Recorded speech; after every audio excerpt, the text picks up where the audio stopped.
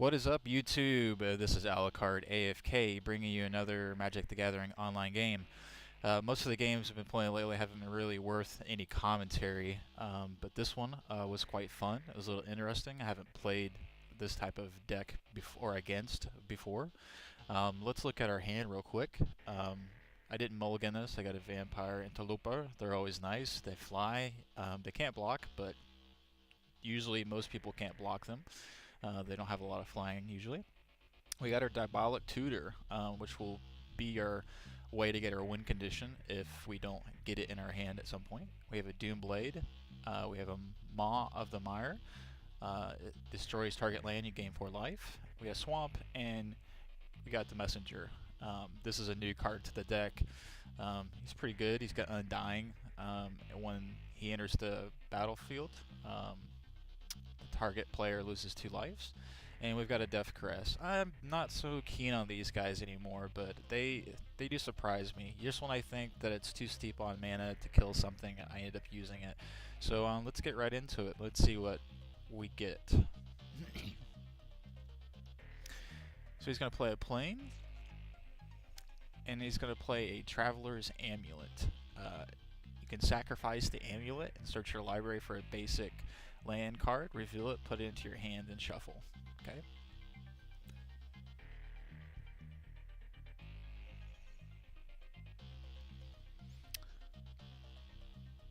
We're going to play a land, play a swamp.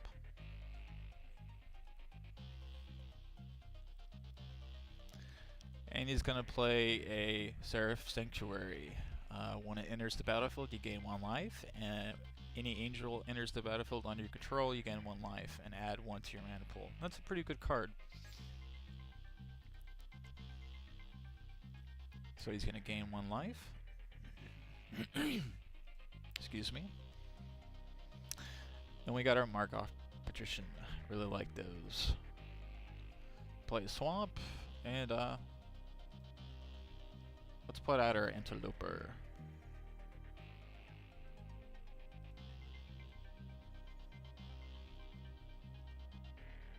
He's going to tap his land, sack his amulet, and he's got a mountain. So he's playing a white-red deck of some sort.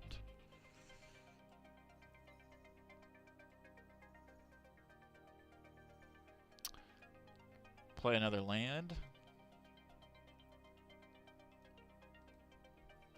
And let's put out that Messenger. So immediately he's going to lose 2 life, and it's going to come into the battlefield tapped.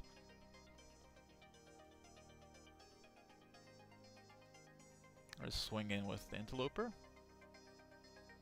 He'll go down to 17.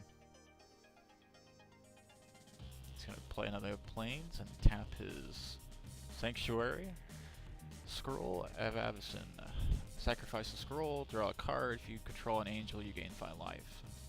So he's got some sort of angel deck. We got another swamp. We'll play that swamp.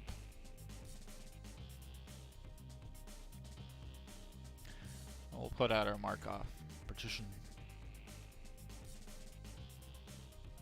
And we'll swing in with the Interloper and the Messenger.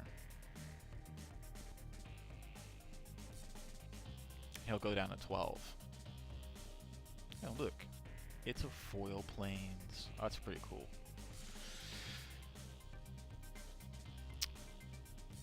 So when the Sanctuary enters the battlefield, you gain 1 life, so he's going to get 1 back. He's going to tap his Plains and his mountain and his Sanctuary, switch your lands.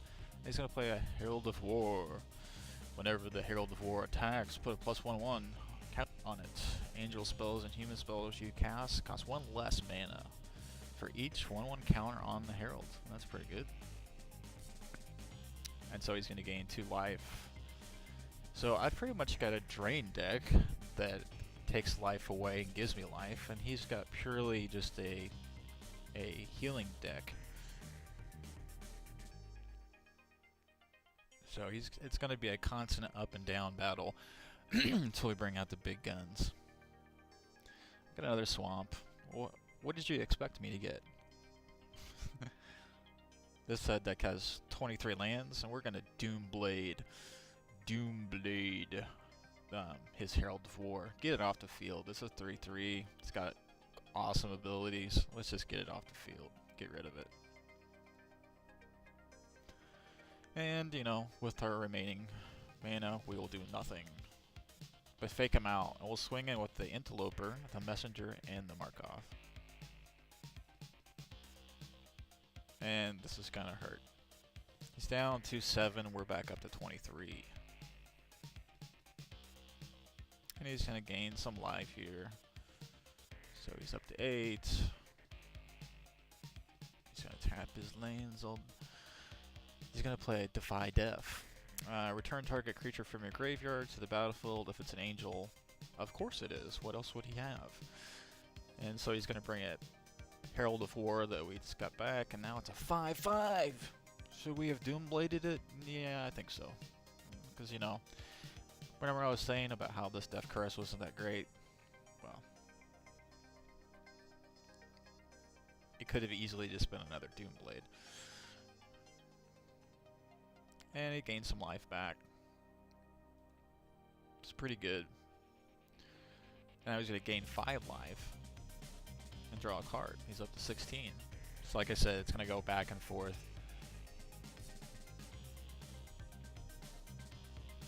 We've got the Child of Night.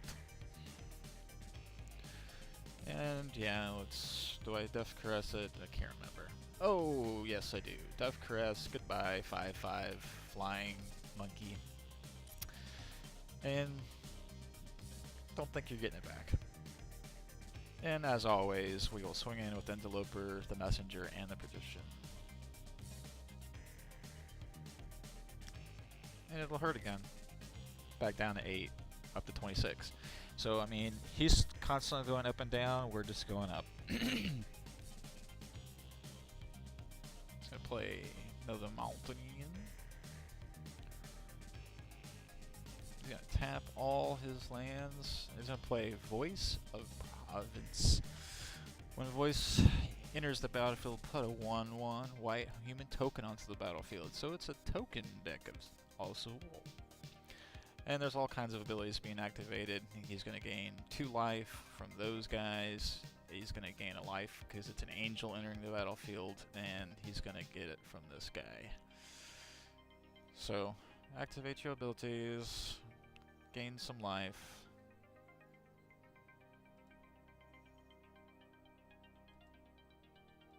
Doop, doop. Back up to 11. And we got a Gas Verdict. Love it. Love it. Of course, he would sacrifice a token, but, you know, let's just use our removal while we have it. He'll sacrifice the token and he'll lose 1 life. So he's down to 10. Let's put that Child of Night out. So we got some pretty hard-hitting power up here. He's still got a 3/3 on the table. And you know, some people may say, oh, well, you should just not attack, you know, with things that he can kill because you're just wasting your guys. Well, if you know anything about this deck, there's a good portion of it that's beat down with lifelink. So we've got plenty of creatures. You know, we've got a Diabolic Tutor to get our win condition. We've got Amal of the Mire, which is mostly useless most of the time, other than to get rid of some of his, you know, healing stuff here. He's healing lands. But I'm going to swing in because he can't block all of them, and so that's going to be constant damage to him and constant healing to me. So just swing in with all of them, except for the Child of Night because he has Summoning Sickness. And then he will block the Interloper because they're both flying, and he couldn't block him before, but you've got a 3/2 coming in and a 3/1, so that's 6.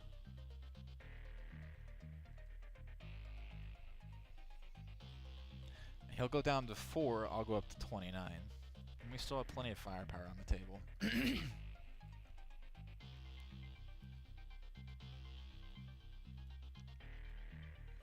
He's going to play a Conjurer's Closet. I have the paper edition of this card. It's not bad. At the beginning of your end step, you may exile target creature you control, then return that card to your battlefield under your control. So he's going to play it. He's going to swing in with his voice. And it's going to be for 3. And I will take it. And then he will exile it. And since he exiled it and brought it back, he triggers all of his abilities again, which is a good way to heal yourself. And he's got plenty of angels in his deck, obviously, so that's a good way to get some health back. And do a counter. So he got a token. He's gonna get some life back.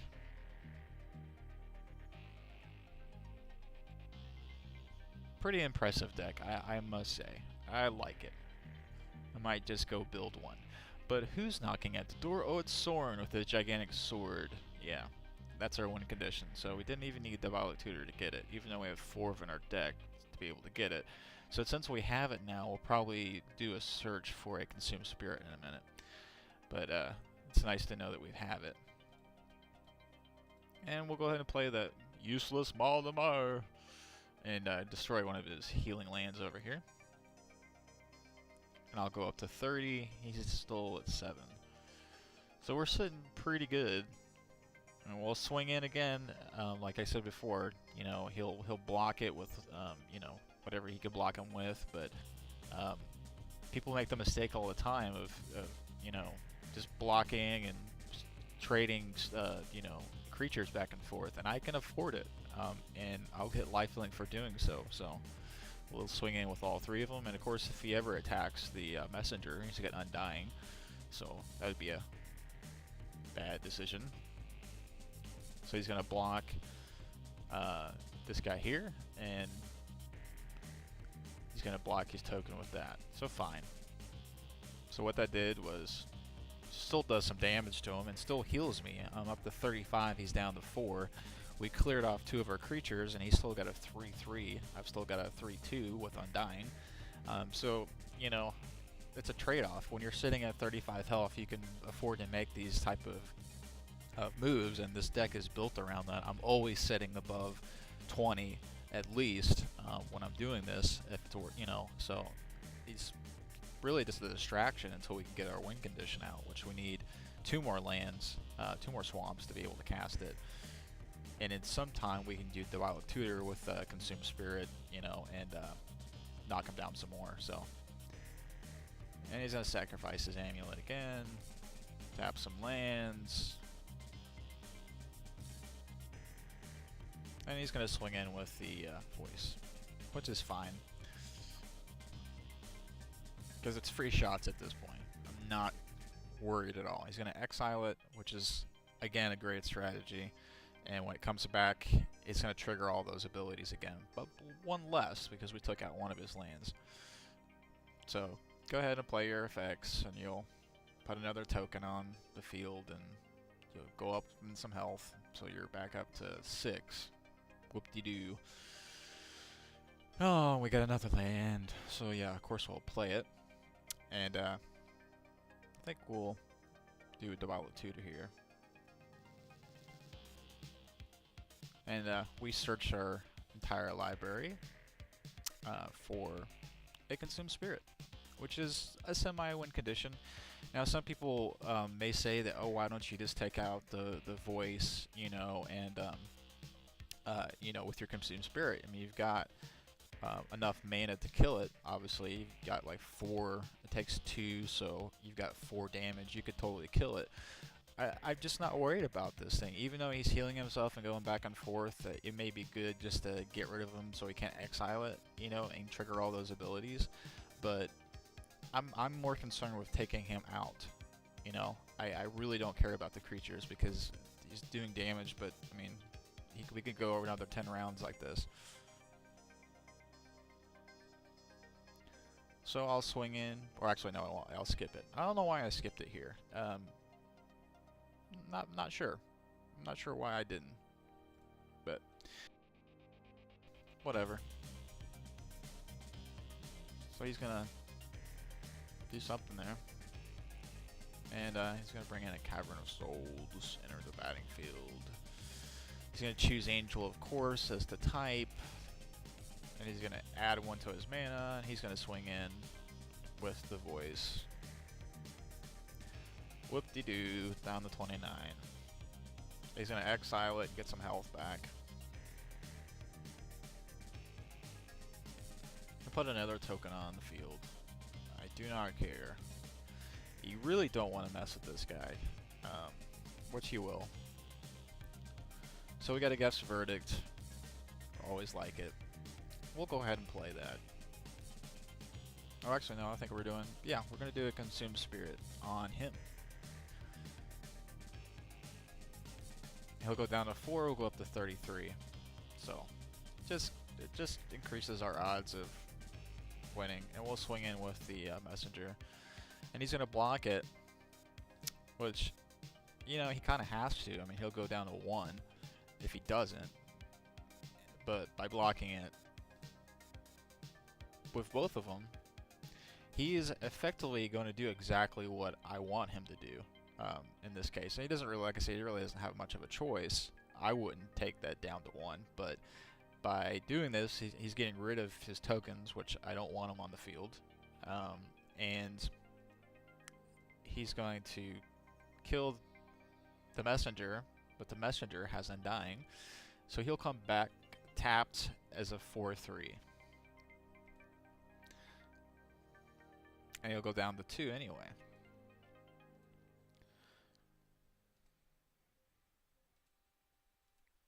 He'll swing in with the Voice. We'll go down to 30. Just trading stuff back and forth. He's going to play... Now, this is the part where he, you know, really starts to get his mojo going. So he's got 2 health. He's going to start bringing out tons of crap. He's got an Angelic Wall. It's a defender. It's a 4 defender. So...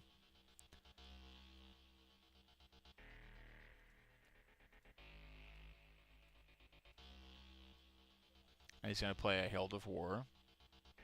Can't be countered.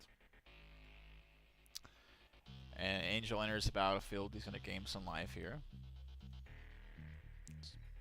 And he's going to exile that Angel again, Voice. And he's going to trigger all those abilities again. Which is fine. Get some more tokens. Gain some life.